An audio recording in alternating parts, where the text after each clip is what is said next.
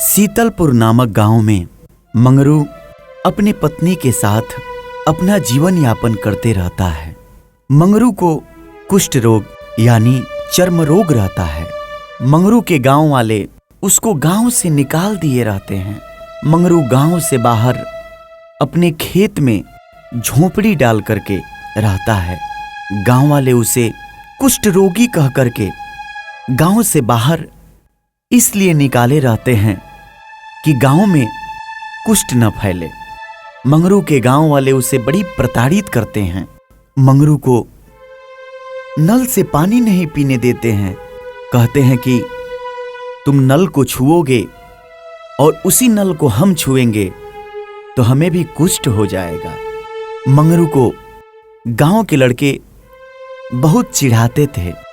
कोई अपने दरवाजे पर मंगरू को खड़ा नहीं होने देता था।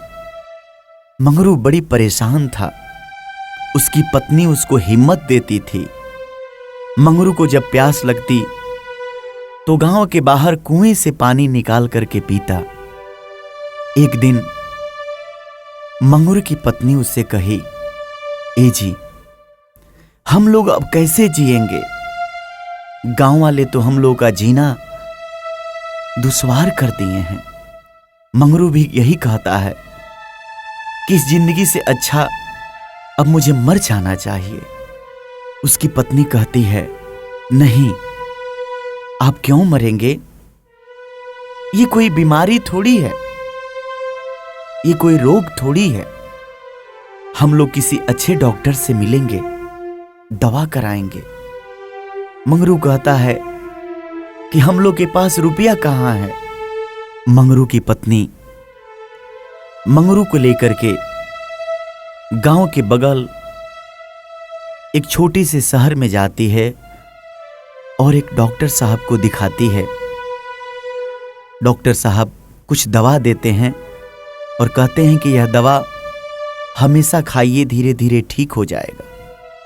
इसी बीच छठ का पर्व आ जाता है। मंगरू की पत्नी कहती है, ए जी, आप भी इस बार छठ कीजिए। मंगरू कहता है कि एक आदमी भर की व्यवस्था नहीं हो पाती है, मैं छठ कैसे करूंगा? मंगरू की पत्नी कहती है कि जो भी जुड़ेगा अटेगा, हम दोनों उसी में छठ व्रत करेंगे। धीरे धीरे छठ नजदीक आ जाता है। मंगरू और उनकी पत्नी दोनों छठ करते हैं।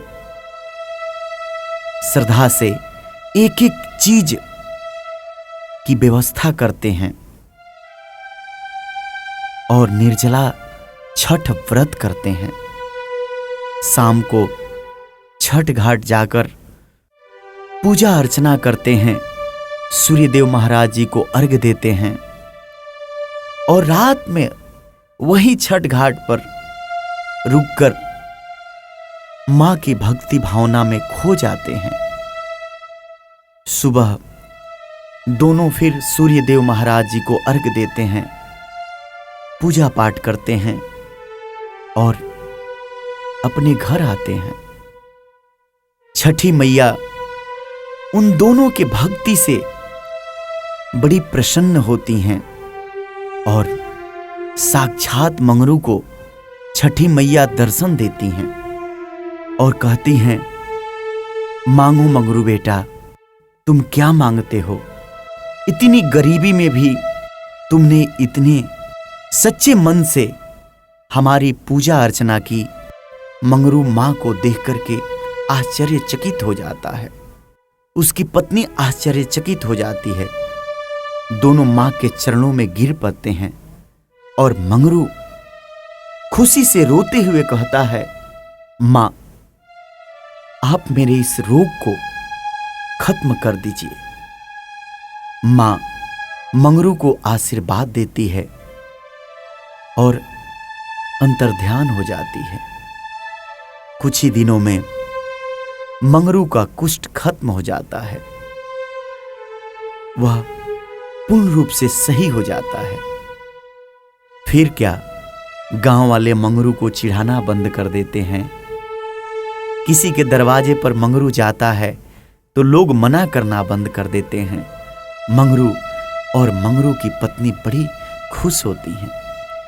भक्तजनों, जो छठी मैया की भक्ति में मन लगाएगा, सच्चे मन से माँ की पूजा अर्चना करेगा, माँ उनकी मनोकामना जरूर पूर्ण करेंगी।